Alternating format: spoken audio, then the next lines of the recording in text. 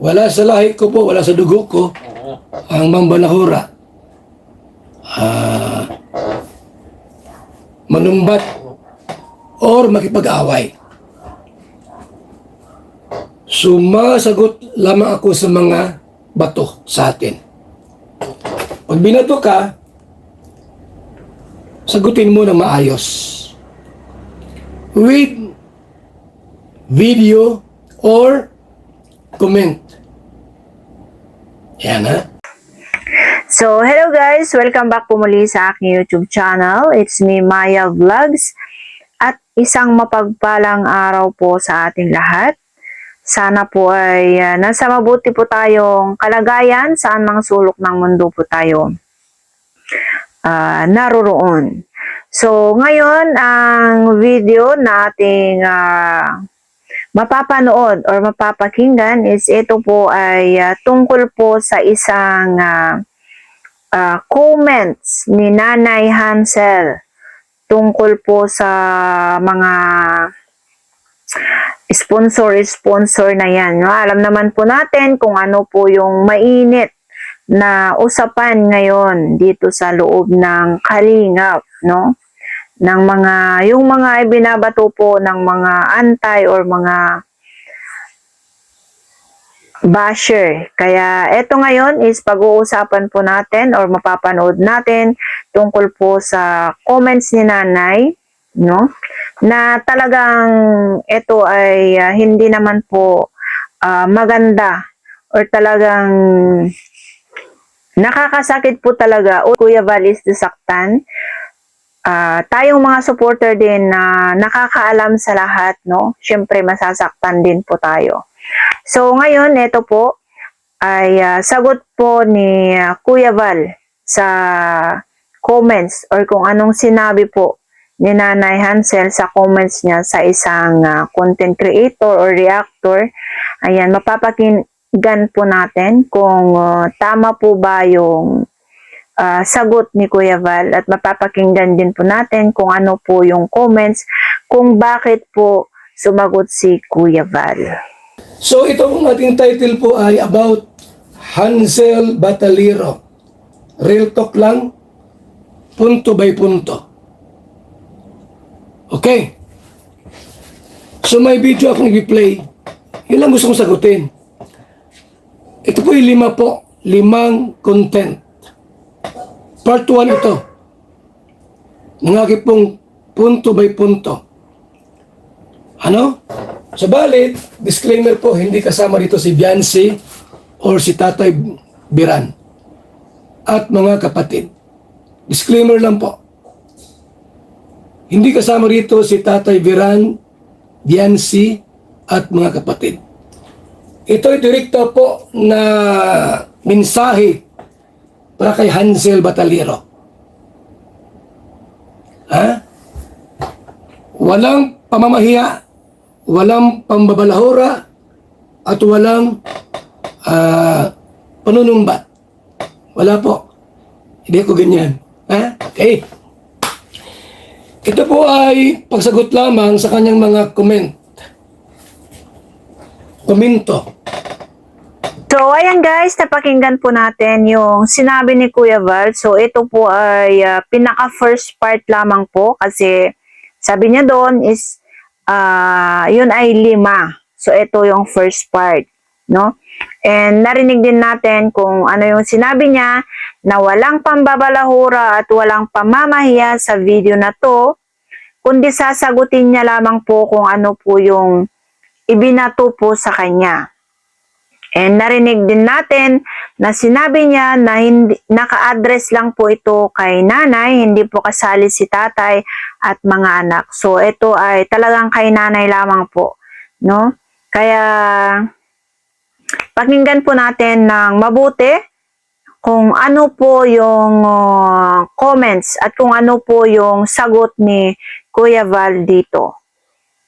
Wala ko yung purpose planning na ipahiya, balahurain. Mula lang po sa video, sasagutin ko lang po. Maliwanag po. Okay, go. yung umano'y magulang ni Beyonce na nag-comment, no? Dito sa comment section na sinasabing, sino ba nagsimula niyan, di ba? Oh. At dito nga guys, sabi niya naman dito sa isang komento na to guys, no? Si Mami Hazel, yung mga sponsor na nagpagawa ng kwarto ni Beyonce, kasama po doon si Sir Leo D. Kasi po yung panggawa ng kusina ay yun po ang gamit sa pagsemento ng kwarto ni Beyonce. Aba, talagang kinukwenta na lahat guys dito ang mga mga pangyayari. Ito pa. Oo nga, tsaka hindi naman tinatanggi, no, ng Kalingap na hindi part si Leo di doon. Ang sinasabi sponsor, ibig sabihin kasi, pag sinabing sponsor, kasama na lahat na nagbigay doon. Ba't kailangan pang, ipangdala, tawag doon, ipagsigawan na kasama si Leo din? Hindi naman tinatanggi eh. Hindi naman dinidiscredit yung si Leo din. Walang binabanggit eh. Natural, kung bagatin na nila sponsor, tamay na lahat doon, no? Ngayon, masabi kayo, ay hindi yan si Hansel. Fake account yan. Na-confirm ko po na ni Hansel po yan. Confirm ko po na si Hansel. Kung ibang account yun, ba't niya alam na mayroong kinuhang siminto ang karpintero? Nagpaalam po. Kung fake account yung nag-comment, ba't niya alam na yung karpintero nang hiram ng siminto? Isa ata o dalawa? Yung siminto po ay halagang 260 pesos. Okay? Kung dalawang kinuha ng karpintero, di magkano? 520. So, confirm po na ito po ay comment ni Hansel. Yung umano'y magulang ni Beyonce na nag-comment, no? Dito sa comment section na sinasabing, sino ba nagsimula niyan, di ba? Oh. At dito nga guys, sabi niya naman dito sa isang komento na to guys, no? Si Mami Hazel, yung mga sponsor na nagpagawa ng kwarto ni Beyonce, kasama po doon si Sir Leo D. Okay? Maliwanag po na yung kwarto daw po, pati bubong, kasama raw po si Leo D. Tanong, sino mga sponsor natin sa paggawa ng bubong at yung kwarto at CR? Ito po, mga kalingap, mga kaibigan. Sponsors, Phil Montiveros, 10,000. Dayan de la Piña, 10,000. Abi Laksa, 10,000. Annalyn Ronilson, 10,000. Melanie Cordero of Team Banig, 10K, 10,000 din po. Engineer Matthew Uco, 5,500. Gracia Amata ng Coos, 3,000. Tita Dens, 10,000. July Paunil, 10,000. Team Sisi, 10,000. Susan Vergara, 5,000. Inday PB, 10,000. Magkano sa akin? Walaan niyo po. Walaan niyo. Magkano kay Val Santos Matubang? 153,200 pesos. Nasa kay Leo D dito. Nasa kay Leo D. At kay Dr. Lab at Ridzin. Kay Mang Iking at saka kay Pulang Ood. Nasaan? Ni Hansel, nasaan dito kay Leo D? Nasaan dyan? So, ayun po yung video, no? Na comments. Ayan, ginawa nilang nag-video sila habang binabasa nila yung comments. So, ayan po na maliwanag po na ang sinabi doon na ipinagigitan po na yung paggawa po doon sa bubong ng kwarto ni Viancy noon, kung napanood nyo yon, is ipinagigitan po nila na isa po sa sponsor doon si Leo D. Okay? Alam nyo dito is hindi naman ilalabas kung sino po yung nagbibigay dito, okay? Kung sino-sino magbibigay dito. Pero always po na nagpapasalamat si Kuya Bal sa mga sponsor. Which is tama po yung sinabi ni Marzano na pag nabanggit na po yung sponsor doon, at kung ikaw ay isa ka doon na nagbigay, so means kasama ka na doon sa sponsor. Ganun po kasi yung ano nila, hindi po nila mini-mention or hindi po sila nagpapa-mention. Yung iba kasi hindi sila nagpapa-mention, okay? So ngayon, dahil sa ginawa po ni Nanay Hansel, no? Sa pagkwenta niya po sa mga ginamit nila, kasi nung nagkulang po yung semento na gamit nila doon sa pagpapaayos doon po sa kwarto ni girl, okay, is kumuha daw po sila ng semento para po doon sa kusina nila, okay? Which is ito naman po is binayaran kasi dalawa lang po, at kahit man po ito ay ginamit doon, kahit man po itong semento na to ay ginamit doon sa kwarto ni baby girl or si baby V, ito po ay bahay nila. Wala naman pong iba. Hindi naman po nila ginamit yung semento sa bahay ng kapitbahay, 'di ba? Bakit kailangan pa niyang kwentahin? At dito pinapalabas niya po na parang nang-i-scam na or parang parang may ninakaw na sila, no? Parang may na-scam na si Kuya Bal doon. Parang nang-scam na po siya. So which is ito po ay napakasakit or parang nakakaano kasi sa tagal-tagal po ni Kuya Val, no? Wala pa pong nagreklamo ng ganyan. Ito po yung first na reklamo na parang nambudol siya or nang-scam siya. So ayan po. Kaya ngayon is nabasa or talagang pinablik po ni Kuya Val kung sino po yung nagbigay, and nalaman po natin dito kung sino-sino yung nagbigay, at ang pinakamalaki pa dyan is pera ni Kuya Val. Pagod pa ng ano. And nasaan po ang Leo di dyan? Nasaan po ang Iking? Nasaan po ang Red Sein? Wala naman po, di ba? So saan po yung ipinaglalaban ni Nanay na isa pong sponsor si Sir Leo di po doon sa room?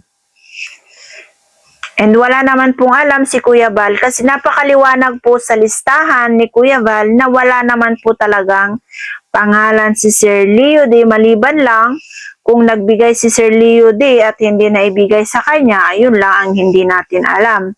So, yan po yung paliwanag or sagot ni Kuya Val dito. And dito is hindi po siya nanunumbat ha, hindi po siya nanunumbat. Although siya ay binigyan po kasi ng chance para magsalita, para sumagot. And which is tama naman po ito. Kasi ito po ay pamamahiya na po ito sa kanya. Kaya kailangan niya pong sumagot para din po maklear sa lahat at malaman ng mga sarado ng isip na yung sinasabi po ni Nanay is wala po. Nawala po sa listahan yung sinasabi ni Nanay na isa pong sponsor sa pagpagawa po sa kwarto ni V. Kailangan naman po na manahimik lang po siya, no? Sa ganong sinasabi na ng taong natulungan, no? Ito is sobrang napakasakit din po kahit sino po is masasaktan ka kasi sa tinagal-tagal mo nang tumutulong tapos babatuhan ka lang ng mga ganyan na issue, no? Which is ito ay hindi po tama na siya po ay sinasabihan ng ganon. Ano? Sa akin po ay 153,200 pesos. Ito ang breakdown ng gastos. 18 days namin ginawa. 18 araw. Janelle, 18 days times 700. 12,500. Karpintero ha? Karunron, 18 days, 600 a day. 10,800. Yung sweldo nila. Kay June, 18 days, 500. Magkano ang natanggap niya? 9,000. Acid, 18 days times 500, 9,000. Berador, yung mga sweldo yan sa akin. 18 days times 500, 9,000. Marky, 18 days, 500 times 500, 9,000. Magkano po sa karpintero lahat? Labor, 59,300. Pagkain po, kasama bigas, sangkap, mantika. Magkano isang araw lang po? Kahit sobra, 1,000 lang nililista ko. Minsan na 1,200, minsan na 1,500, isang araw. Pero sa record ko, 1,000 lang. 18 days. Magkano yun?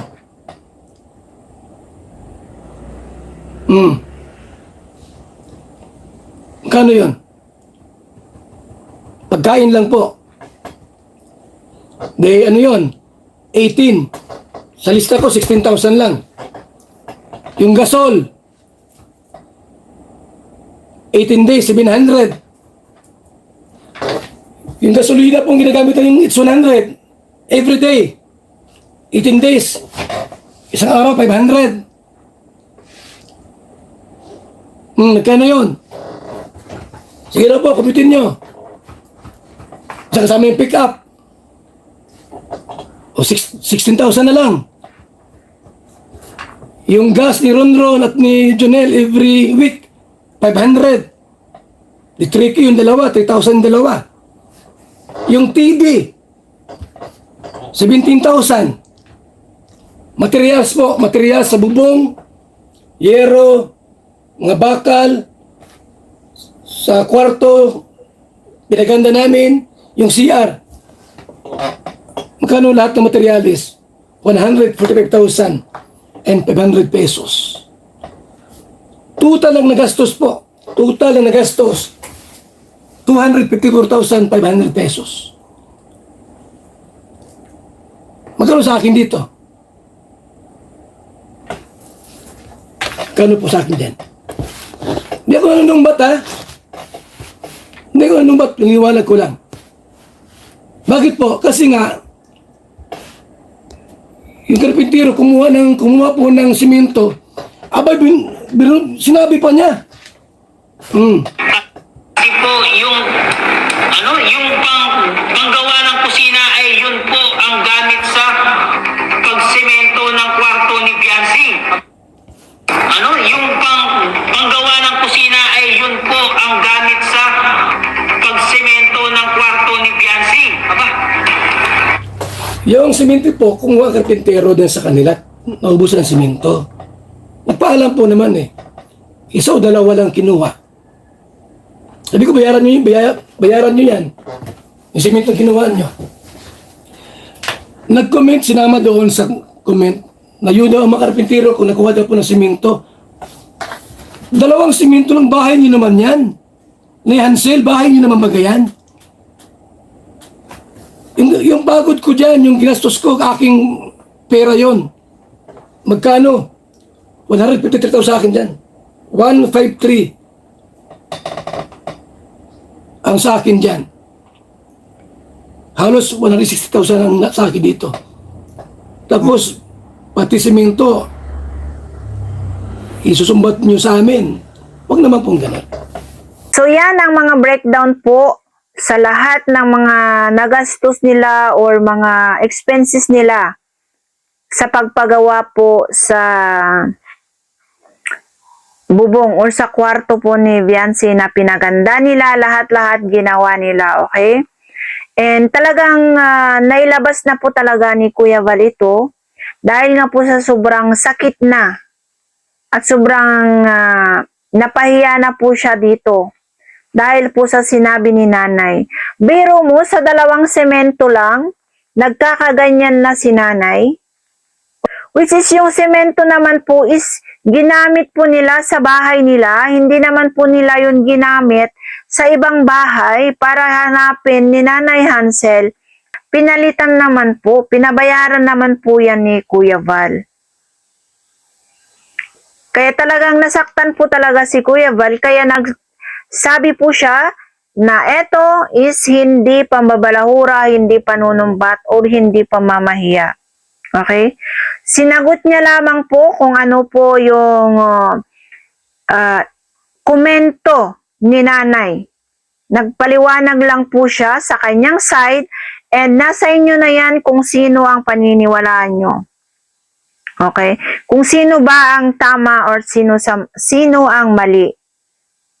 Ayan. Sa paliwanag po ni Kuya Val is maliwanag naman po na wala pong LIUD sa listahan ng mga sponsor na para sa kwarto ni Viancy. At ayan, nalaman din natin kung yung semento na yan, kung saan nila ginamit. So, yung semento sa bahay din naman nila ginamit. Ano bang pinaka-big deal doon? At kailangan pa niyang ilabas kung saan-saan, di ba? Ito kasi yung problema. Kung saan-saan kasi sila nag-a-ask ng comfort. Dapat, wag silang magtatanong or wag silang mag-a-ask ng comfort sa mga antay. Bakit hindi sila lumapit sa mga kalingap partners, sa mga kalingap supporters? Bakit sila maghahanap ng comfort doon sa mga antay? Siyempre, mga antay yan. Bibigyan sila ng negative na advice. Hindi nila i-advise ang makakabuti para sa kalingap.